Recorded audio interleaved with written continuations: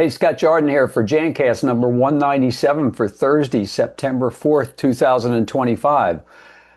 And as I said before, boy, time's really moving fast. Summer's over, getting ready for getting the shovels out and the snow blowers and everything else, liquid ice melt, all those great things. So in this Jancast, I've used my good friend at Notebook LM to review some of the recent staffing changes and funding issues that have been moved around at CDC and EPA. Our AI co-host explains the changes and possible impact.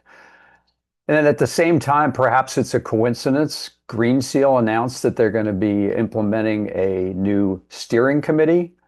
The formation of the steering committee is part of Green Seal's commitment to acting in alignment with the consumer packaged goods, retail, institutional, and industrial product communities with the core elements of safer and more sustainable everyday products. That seems pretty cohesive compared to some of the things coming out of Safer Choice and whether or not that whole program is going to continue. So we'll see how that plays out going forward. But for now, I hope you enjoyed this episode. And let me know if you have any suggestions or future guests. We have our show number 200 coming up that I'm planning out, and hopefully going to have a whole bunch of past guests from over the last 20 years of doing Jancast.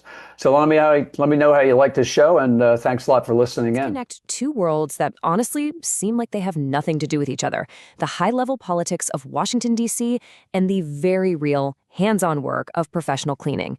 You're probably wondering, how on earth can a decision made in some government building change the actual chemicals you use on the job? Well, let's trace that line. I know, it sounds like a real stretch, right? But that's the big question we're diving into today. Because believe it or not, whether you're managing a facility, running a cleaning service, or even manufacturing products, what happens in DC can have a huge impact on your daily work, the tools you use, and even your plans for the future. So, to really wrap our heads around this, we have to start with the big picture. We need to follow the journey a policy decision takes from Washington, D.C. all the way to your job site. I love this analogy. It just makes so much sense. Picture a big political change, any change, as a stone being dropped right into the middle of a pond. That first splash, that's what happens in Washington. But then the ripples, they spread out and out and out, and eventually they reach the very edges of the pond. In our case, that edge is the cleaning industry. We're going to follow those ripples. Now, what's really interesting here is that we're not talking about the day-to-day political drama you see on the news. Nope, we're zeroing in on two super specific, really practical things that get adjusted with any new administration: how government agencies are staffed and how much money or funding they get. These two levers are what really make things happen. And for our industry, for the cleaning world, there are two agencies that matter more than any others. You've got the CDC, which gives us guidance on how to clean for public health, and then you've got the EPA, which regulates the products we use to actually do the cleaning. But their jobs are really different, and understanding that difference is absolutely key. Okay, so let's zoom in a bit. We're going to go inside these agencies to really get a handle on their separate and equally important roles. So here it is, the main difference you have to know. Just think of the CDC as our public health advisor. They're the ones who issue the best practices and give us recommendations for things like infection control.